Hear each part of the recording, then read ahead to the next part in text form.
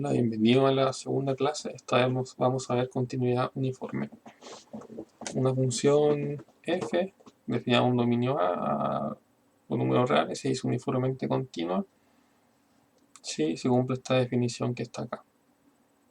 Es decir, que para todo epsilon hay un delta, que esta vez depende solo de epsilon, tal que para todo x, y en el dominio, que esté a distancia menor o igual que delta, sus imágenes están a distancia menor o igual que epsilon. Tal vez a primera vista uno se confunde y cree que es lo mismo de continuidad, pero la diferencia radica en que acá yo nunca fijo el punto antes de tomar el epsilon, sino que tomo ambos puntos del dominio, los tomo después de tomar el epsilon.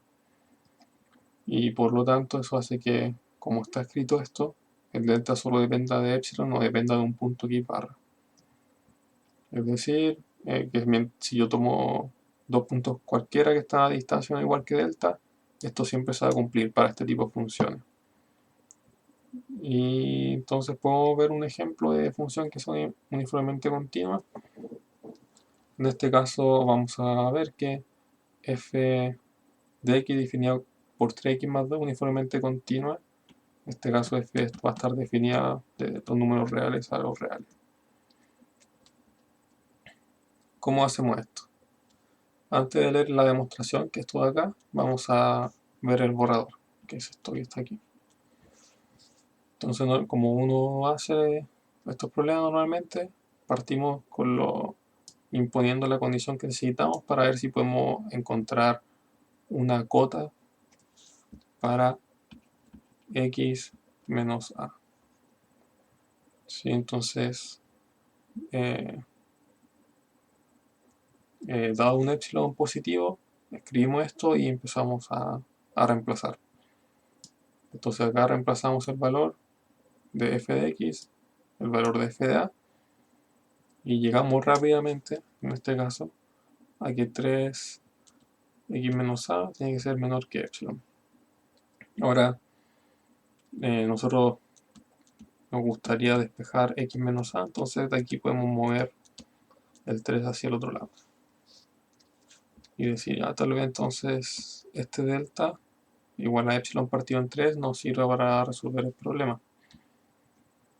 Y podemos empezar a hacer la demostración formal. Entonces ahora aquí en la demostración da un epsilon positivo, yo digo que podemos tomar delta, epsilon tercio, y notar que para cualquier a en R, que es el dominio de esta función, que está a distancia menor que delta, es decir, tal que x menos a sea menor que epsilon tercio, entonces se cumple esta otra condición.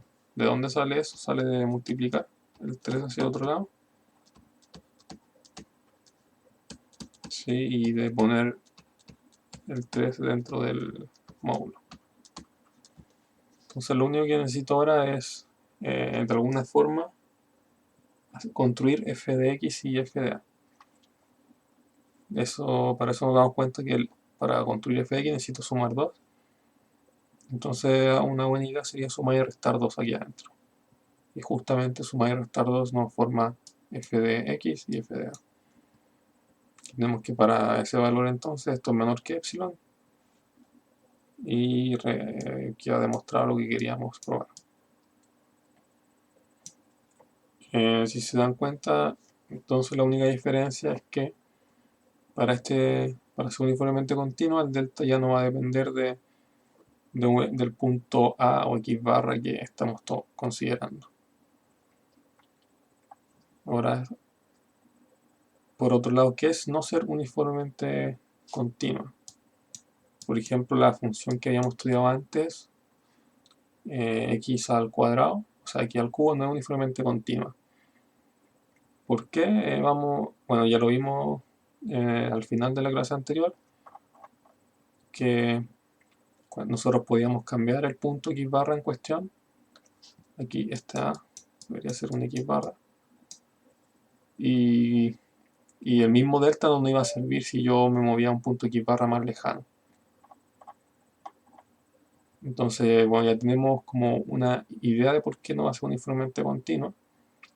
Además de que el delta que encontramos dependía de tanto del punto como de epsilon. Aunque eso no es garantía suficiente porque puede que nosotros no hayamos encontrado un delta mejor. Entonces veamos cómo uno puede probar que algo no es uniformemente continuo. Si recordamos, una de las formas es ver que hay sucesiones, hay dos sucesiones de números que tal que la distancia entre ambas sucesiones, es decir, esta distancia, se va a cero, pero la función, la diferencia de la función de estas sucesiones es mayor que epsilon. ¿Sí? Es decir, yo puedo estar súper cerca, pero igual igual las imágenes de estas funciones se están alejando mucho. Una técnica para probar que algo no uniformemente continuo, entonces considerar estas sucesiones y en particular sucesiones que sean divergentes. ¿Por qué? Porque si yo considero sucesiones convergentes, por ejemplo, supongamos que considero xn igual a 1 partido por n y n igual a 2 partido por n, entonces la diferencia entre estas dos sucesiones es igual a 1 partido por n, ¿cierto? Y esto se va a cero. Y por otro lado, como la función solamente estamos diciendo que no es uniformemente continua, pero sí es continua, entonces f de xn va a converger a f de x0 y f de in va a converger a f de 0 también, porque in converge a 0 y xn converge a 0. ¿Sí? Esta converge a 0, esta converge a 0. Y esto va a implicar que f de xn menos f de in va a ser menor o igual que, va a ser un suma y restar 0, o sea, sumo f de x0 por menos f menos f de in más f de x0. Y esto ordenando los términos me da, ¿sí?, desigualdad triangular entre esto más esto. Y como ambas de estas convergen, entonces esto en verdad va a ser menor que epsilon y no me sirve. Por lo tanto, lo que uno recomienda es elegir sucesiones que sean divergentes.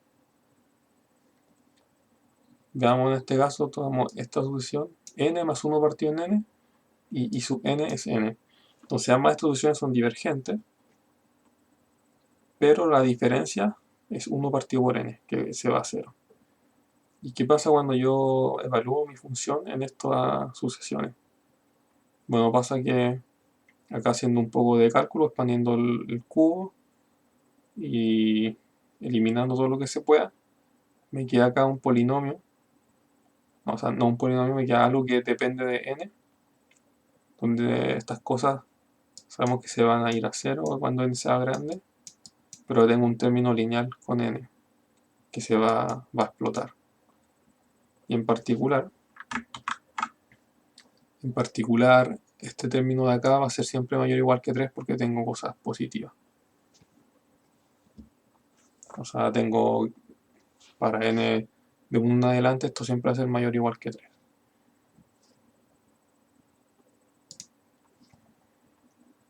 Entonces veamos acá una comparación. Veamos primero g por sí sola. La diferencia entre los dos puntos entre los primeros puntos de la función ya empieza siendo súper grande. Hasta acá, para el primer punto de la función ya es de 7, mientras que la diferencia entre el xn y el in va decreciendo, ya es 0,5. Esta función, básicamente esta diferencia va explotando, la diferencia entre xn menos g de in, mientras que la diferencia entre los puntos de la sucesión va siendo cada vez menor. Si comparamos esto, por ejemplo, con la función, con la recta que vimos anteriormente, podemos ver que nuestra recta va disminuyendo se comporta similar a este término de acá. Es decir, a medida que yo me estoy acercando más entre dos puntos, esta otra función también se está acercando más. Lo que da una idea de la diferencia entre lo que es uniformemente continuo y a lo que es continuo.